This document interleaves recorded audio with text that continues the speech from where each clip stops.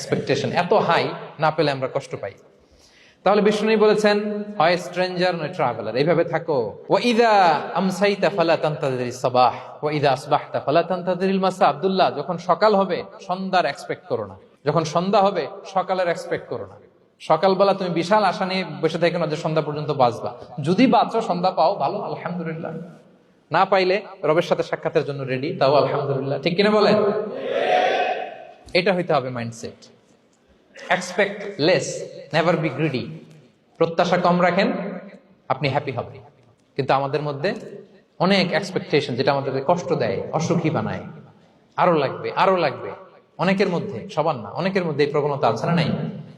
বিশ্বনবী বলেন, লাউ আন্না লিবনি আদম ওয়াদিয়ান মিন যাহাব আহাব্বা আইয়াকুনা লাহু ওয়াদিয়ান।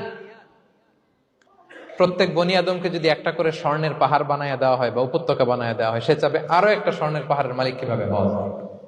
আচ্ছা বলেন তো, একটা স্বর্ণের পাহাড়, এটারে বেচা খাইতে খাইতে আমার 14 পুরুষও খাই শেষ করতে পারবে?